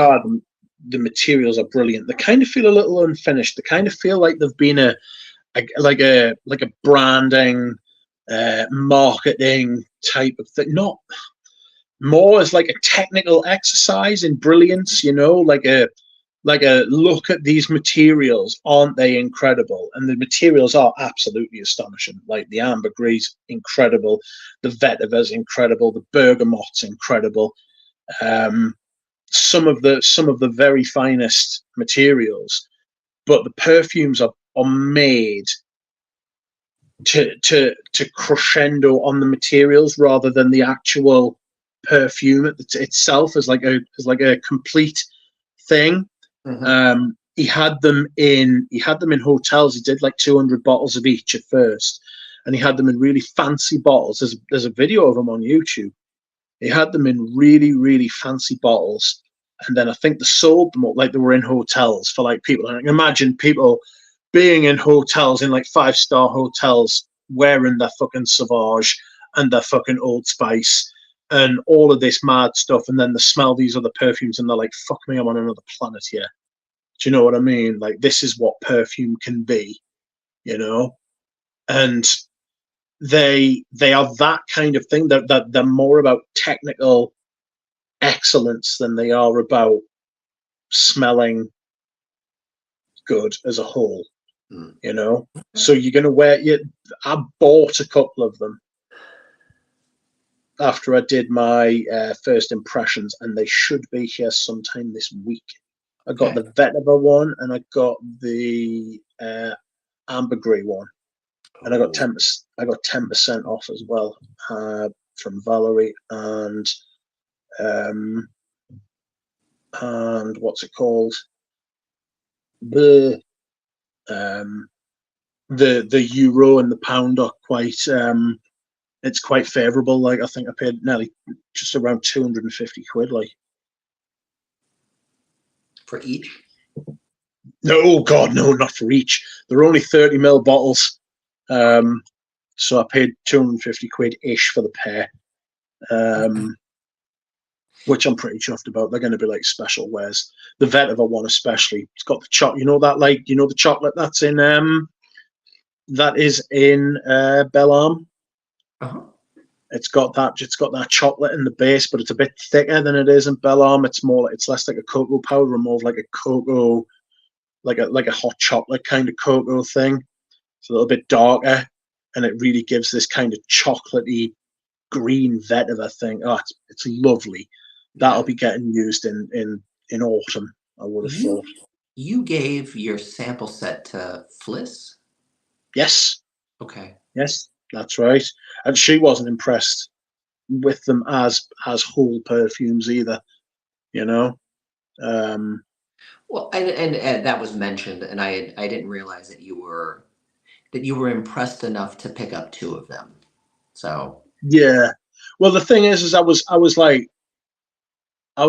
trying them, and I was like, these are really nice. The vanilla one I was really looking forward to, because I thought this is it. This is going to be the vanilla for me, because I haven't got like a vanilla, you know. Like I haven't got, because I refuse to buy just any old. That's another thing. You know, I was talking about people buying like 10 blue fragrances. People are like, oh, I like vanilla fragrances, and it's like, because it's in everything all the time, everywhere, all at once. It's like I've got Venetia by Creed, but it's their version of Shalimar. It's like, imagine Creed does Shalimar. That's essentially what it's like. More on the vanilla, less on the labdanum. okay. But it's nice. It's good. It's nice, but it's not the one. Have you ever smelled Tihota? Yes. That's a fucking lovely vanilla, but I don't want to smell of it. Like, I don't want to smell of it. I want to smell it, you know, and it would be nice maybe on someone else, but I couldn't wear that shit all day. I'd have to get in the shower or some shit. Yeah, actually, I think that the idea of vanilla is far less appealing to me than when I actually wear it. Like I actually enjoy it, but like have this sort of ingrained bias where I'm like, bleh. Yeah, yeah. Where it's like, because it's so ubiquitous, you just feel bland when you wear it, you know. And the vanilla one that they did was called Vanille Amine. So it was obviously Amine's vanilla. That's who their supplier is, and it was just clove and pink pepper. Like the clove they got. I mean, the clove. I mean, if you like clove, that is the perfume. That is the most clove. That is the most clove. That is just, I don't even fucking know how else to put it. It was clove and pepper. It was so much, and it was so unexpected because it had vanilla in the name. And that's something I fall for quite often as well, you know. I mean, Sergio Ton's done that to us thousands of times. You know what I mean? It's like, smell this. It's supposed to be fucking patchouli. Turns out it's fucking jasmine again. You know what I mean? It's like, oh God, Serge can't be trusted for their naming conventions. Like they'll just come up with some absolute fucking lunacy. Uh-huh. Crazy talk. Insanity. It's too much. I fucking, have you been entranced by anything that you've tried recently? God, you know what? I think we've talked about it on WhatsApp, but I have been so deep into lavender the last few months. Like, my God, I have been going crazy. I mean, in fact, I'm not the biggest fan of this, but in just even like in the last few weeks, like I've been doing this every day, Ooh, pouring. pouring on. Yep, I've had this bottle for easily 10 years, and I'm finally probably going to finish it. And it's taken me that long to like come around to not just appreciating it, but actually loving it. Right, got you. I don't know. Sorry, I was going to say I gave my bottle away, I think, or I sold it. The ironically, the vanilla in it just made us feel a bit sick. There's something in it. There's that. It's the cross between the powdery and the creamy kind of thing. It's got this weird texture. Yeah, I always felt that I felt the same. Something's going on with me at least where this version of it has really been hitting the spot. I don't know why. Like there's other ones like I think Porno Low, which is like the summer flanker. It came out a couple years ago. It was already discontinued. And it's Yes. almost more of a lavender floor. Like I love that. And then there's like Impact, which is um, another version of it that is apparently a super high grade of lavender. The vanilla and musk is toned down as well. I think that's great. Um, I wasn't a fan of Sport. Oh yeah, what's that? That is Frenchy Lavande by Oh, Galen. Oh, fucking class. Got this half price on eBay. It was about 200 quid. And apparently, allegedly, it's an eau de parfum, right? But I'm just going to wear it like a cologne. It's incredible. It's got the citrus shot. It's got like the sharp citrus in, and then it just turns into this incredibly fresh, clean, creamy lavender. yeah. And we could do a lavender stream, no problem. You know, we could do a lavender stream, no problem. The other lavender that I should mention that's probably kind of kick-started this was this Ormai. Oh my god! Yep, Ormai Paris. Let me see if I can put you on full screen. This could go very wrong, by the way. There we go. I got the window right here, so Honestly, my lighting is absolutely scandalous. I'm oh, gonna this is get terrible. Solo there. There he is. There it is. There La he is. Passant. Le Passant. Yep. And this is not doing the color justice, but I went to a Ormai Paris event at ZGO and tried this and was floored. It is shockingly good, and the owner. You could take me off full screen now. Yeah, 2 seconds. I'm just trying to figure out how to do it. So the Um, owner of the brand ah, actually he freely admitted that this was an homage to Porno de Coron. Um, I think it was like one of the first fragrances that the brand released in it was like 2018, uh, yes. and it said that the French that every family has at least one member, right? An uncle, a father, a son who wears Pour de Coron, and that it's like just like ingrained in everybody's memory in some way, Yeah. shape, or form. And so they wanted to make, sort of their own. And it is a gorgeous lavender. It's like supernatural. Like, do you ever walk by lavender and just kind of rub your hand along?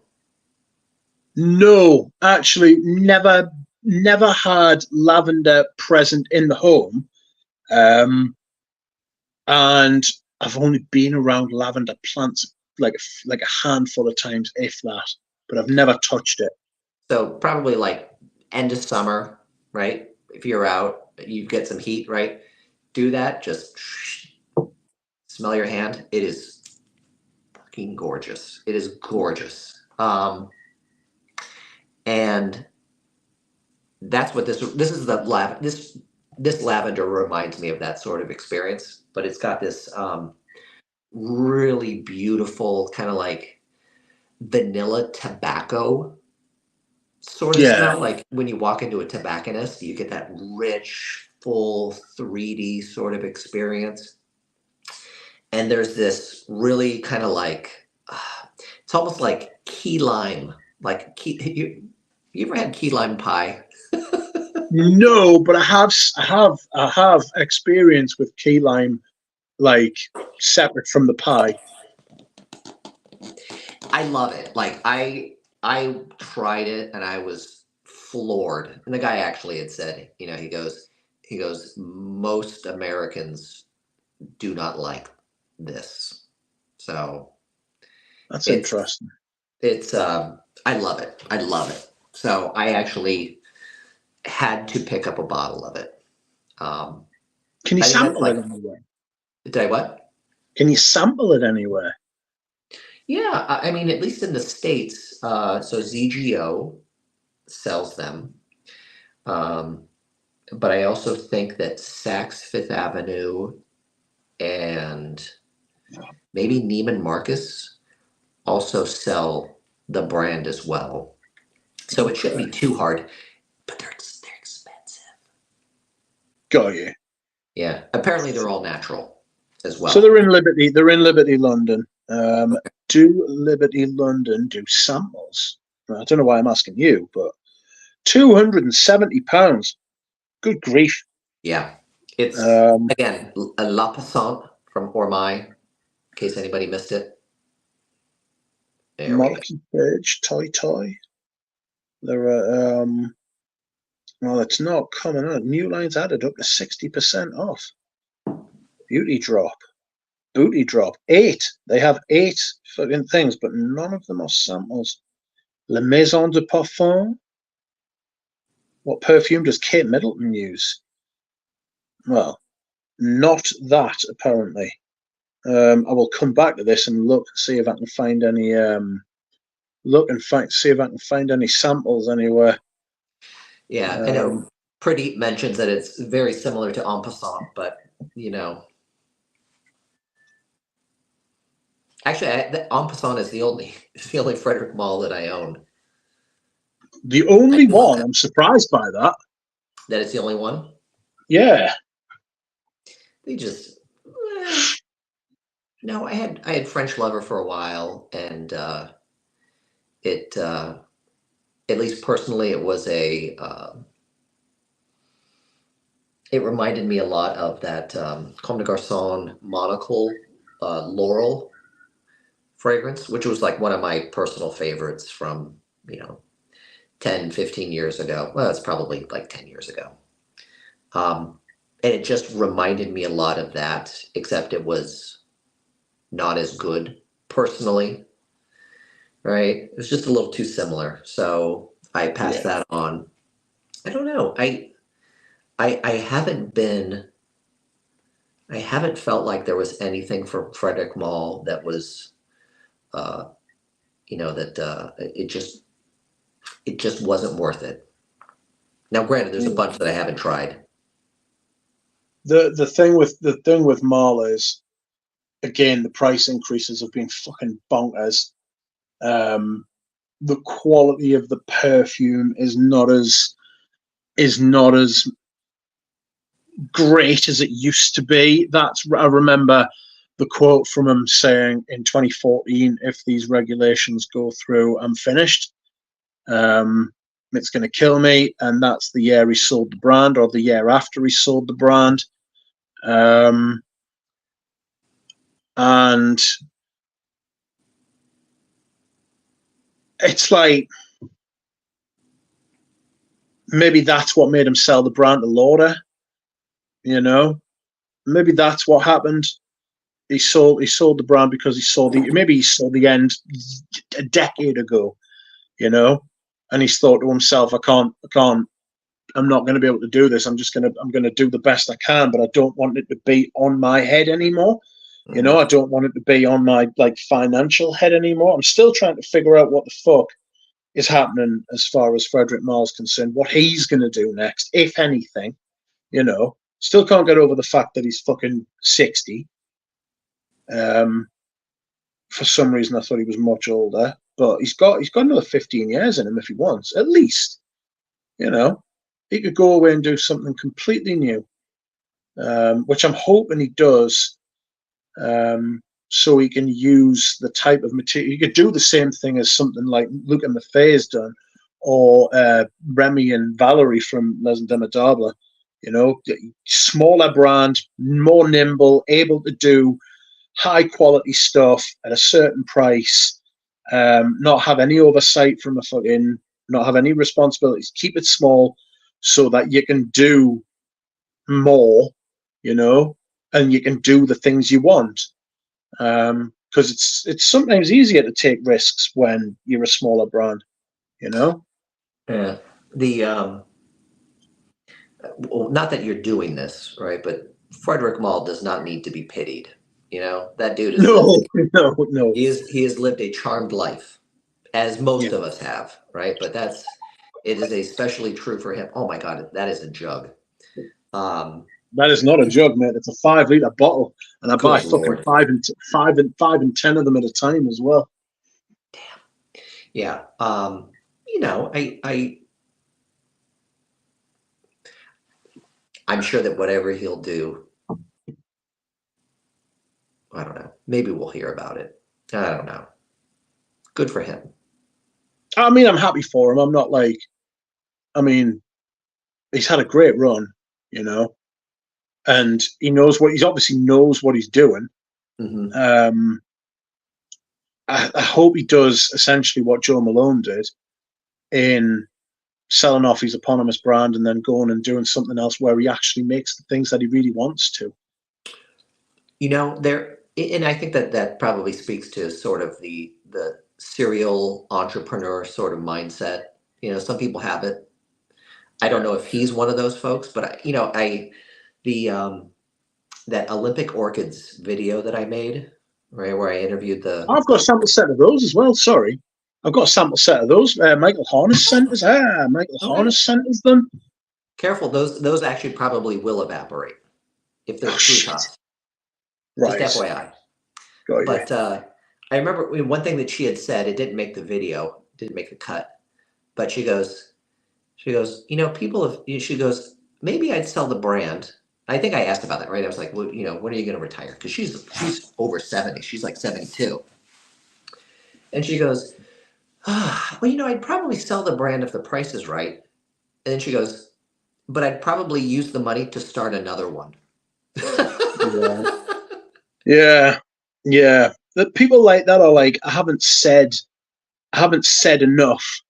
You know, I haven't said what I want to say. That's what they're driving. Because in like you were talking about entrepreneur there, the thing is with them, they're not just entrepreneurs, that they're artists as well. You know, the one in that they want to say something. You know. Yeah, and you know, creativity can come in a lot of different forms. You know, one thing that, and actually it was noted here, it was Tripler saying, right, credit to Malle for recognizing the perfumer. You know, the two events that I did go to, right, the two perfume events, right, so for Ormai, right, you know, so Ormai, that event, and then the Boho Boko last night, both brands work with perfumers. None of the perfumers are credited, which is somewhat of a rarity these days, I think, right? It seems like it has. It's yeah, it is quite strange that, and it gives you like a suspicious vibe. Like I think it raises, especially amongst people like us. It maybe it's not in the wider community, but maybe it's not in the wider community. Maybe it's not in like the general public who are like passing interests. I never forget the story of many people have heard this kind of story before, but people thinking that Yves Saint Laurent was the perfumer for fucking opium. You know Oh what I yeah. mean? Like all that kind of thing. Like, and there are people who will happily live with that kind of thought, but I think that it's going to be very hard to put the genie back into the bottle, you know. And for people like us and the people in the chat and people who are into fragrances, we want to know, you know, that ship has sailed as far as keeping secrets. Like the perfume industry is notoriously secretive, and it needs some daylight shone on it in a lot of areas. You know, like we had that BBC expose about the kids, child labor being used in fields in Egypt and stuff like that because the brands aren't paying them enough. It's one thing squeezing the consumer for it, but when you are squeezing the producer to the point where they've got to get the 4 kids involved at 3 o'clock in the fucking morning in Africa picking up fucking jasmine leaves, it's pretty terrible look. At best, it's reprehensible in other ways. But the thing about being given credit, the internet's changed that. The internet has destroyed that way of doing business. Keeping secrets, mystery, and all that kind of thing. It's just not happening anymore. You know? Yeah. You know, in some cases too, I think, you know, probably a lot of like, you know,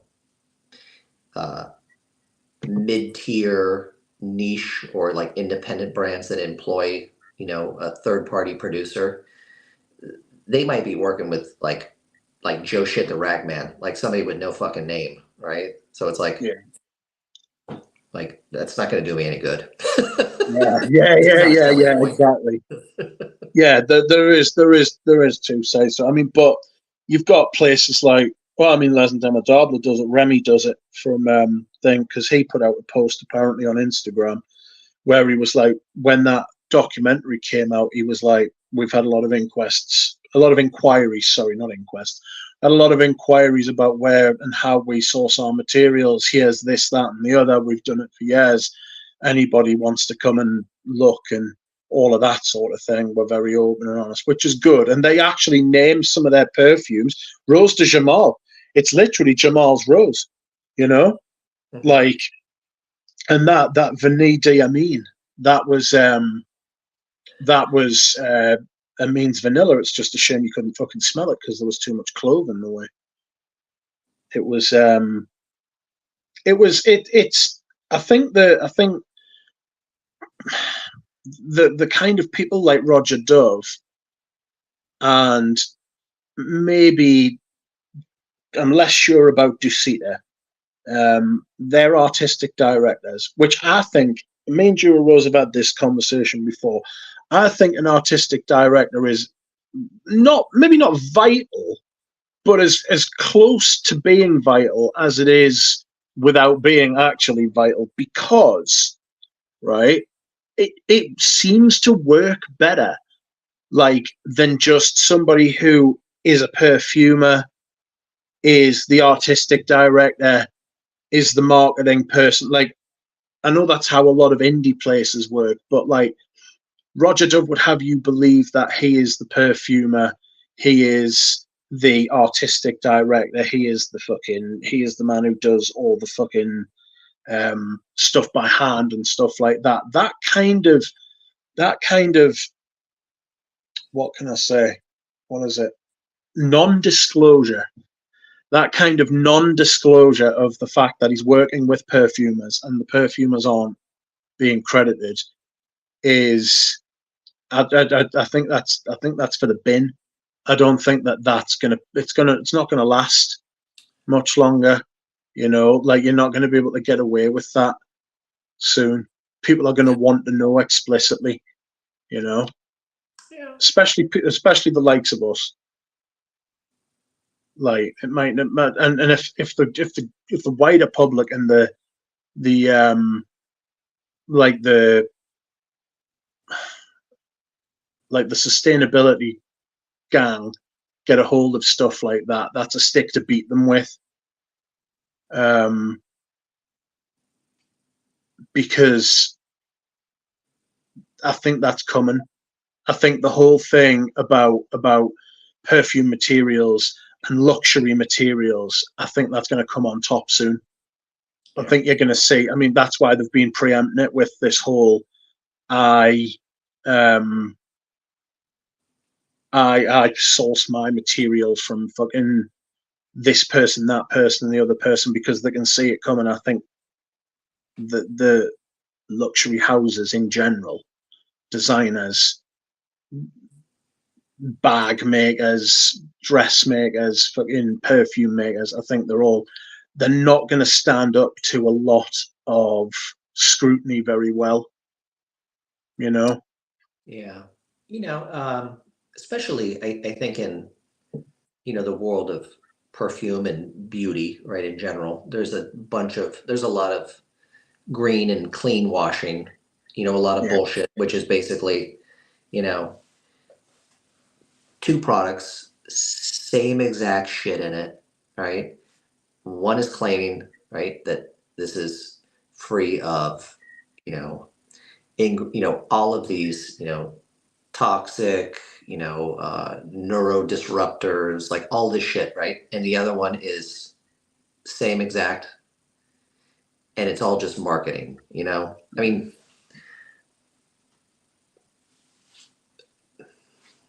at some point, well, one, I think that most of the kind of like ethically sourced, green, clean, safe for the planet sort of things it's mostly window dressing, right?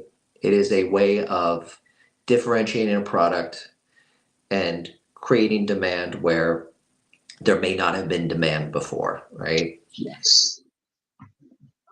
But when it comes to, I think, serious change, that the economics would probably require a pretty radical rethinking from a business standpoint and from a consumer standpoint, right? Where people want everything at the lowest possible cost, right? Give me the very, very best, right? That has no negative effects, uh, uh, low impact, that's safe, that smells great, and give it to me for less than $1 a mil, right? Whatever, you know, it's probably going to be tough. It's going to be tough. It's not going to be easy, because that's everybody wants the best possible deal for themselves. You know, Yeah. everybody's like, I don't want to be the one who gets ripped off. You know, but everybody has to make their own kind of judgment about what that means to them. You know, like with that Derby, that bottle of Derby I bought, I paid 800 quid for 200 ml, so it's like £4 a mil. Like that was like one of the last bottles of that stuff to be available. Somebody's trying to charge £2,000 for 100 ml in Japan now. You know, Well, I mean, just like at retail today, right? So this Tom Ford Black Orchid goes for about 160, which is $3 a mil. is that a 50 ml? Yes, it is. Aye. That is insane. Do you know what it is as well? Do you think our perspective is skewed because we were around when the prices were much lower? I feel like that sometimes. I feel like I walk in and I'm looking at people buying these things and I'm like, ha, mug. I got mine when it was fucking half that price. Like the Tom Fords, the private blends. Like there's just no way, you know. You know what? I think the only thing I could say is that I have very little moral authority here. I have don't have much ground to stand on when it comes to making wise economic decisions. And I say that simply because I have, just sitting on this fucking desk, more perfume than most people have probably purchased in their entire life. Yeah. Yes. Yes. I'm sitting there. I'm sitting looking at literally like a voluminous amount of fucking perfume. And it's like I've bought in some hauls, I've bought more perfume than some people have in their entire fucking lives as well. You know, there are some hauls I've made where I've bought like 50 bottles, 60 bottles of perfume. And it's like most people haven't bought that amount of perfume in their lives, including as gifts for other people. Mm-hmm. And I'm Yeah. saying there are a lot of collectors who haven't bought that amount of perfume in their lives as well.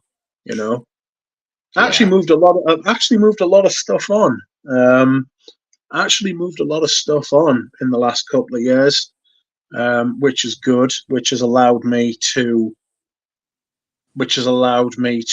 shrink the collection, enjoy the stuff I like more, and also gone into the fund to buy other stuff, you know, but less of it.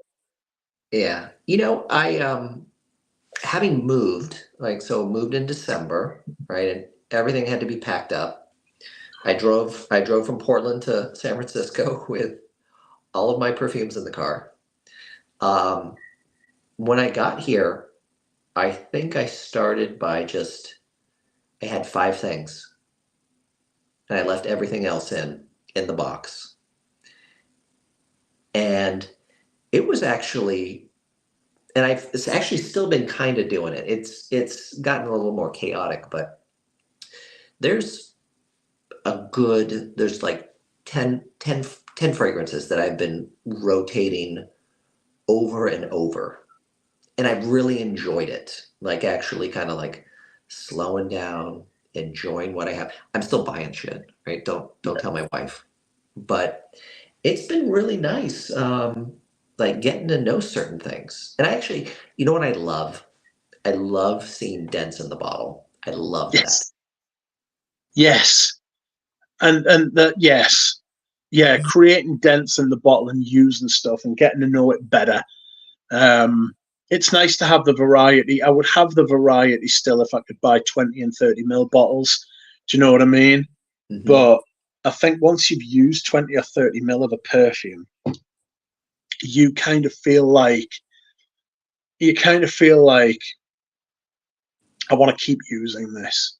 You know, I want to keep using this. There's been quite a few bottles I finished recently. Actually, I did the 80s de Venustas, Iris Nazarena. I finished a partial that Natalia very kindly sent us, and Dior Homme Silver Stem. I have this fear that once it gets to about a third left in the bottle, below half, like between a half and a third, that the perfume's going to start to turn because of the Hmm. amount of oxygen in the bottle. So I use it quicker and quicker and quicker. Um, so, and I've also started doing this thing as well, right? Massively overspraying because Oh yeah. I have a fucking shit ton of fucking perfume and bollocks. I want everyone to smell it, right? And I want to use it, you know? So give us 2 minutes, Galen. I'm going to dehydrate. Last I'm going to Actually, pop. Rich, Yes. Yes. I was actually going to say that we should probably call it. Okay. I apologize. I've loved this. That's quite all right. I know. I feel terrible. I know that I'm disappointing everybody in the chat. I'm disappointing the entire world. But I I think have loved it as well. I probably need to bounce for the day. That's cool. Not a problem. I've enjoyed this greatly as well. It has been fantastic. And it is always fantastic. And we should do this. Like once a month, we should make it a thing. You I think know? that's a good I think idea. In I fact, think it's been about I have been um, I've got a bit more of a fire lit underneath me to do some more videos. I, yes. I just need to do them. Yes. Yes, you do. Mm-hmm. That is absolutely correct. When you're working from home, that should be the work that you are actually doing. You should set Agree. aside a couple of hours, film 2 videos, and then it's and then at least it's like it's sorted, Or you could set aside a day like Gent Sense does and just film like 10 videos. Actually, and you know what? There has been, wait, who was it? What do we have here? Somebody's saying that they prefer Thomas. Western, yeah. I would have preferred Thomas. We've been trying to get Thomas on to do a eau de cologne live stream discussion, which I think is shit. We could go for 24 hours on that. Yep. So Yep. that is in the works. It is in the works. We nearly had it last weekend, but I can't remember what happened. I think I did something stupid. Oh, yeah. Something stupid happened. Yeah. We always do stupid stuff. Mm-hmm. It's like herding cats. It totally is. But not to worry. Not to worry. Okay, then. Right, everybody. You have been very lucky. Please like the stream if you haven't. Thank you for watching, commenting, and keeping us company while we talk wet about perfumes. We will do this again, and I will see you then. Good night.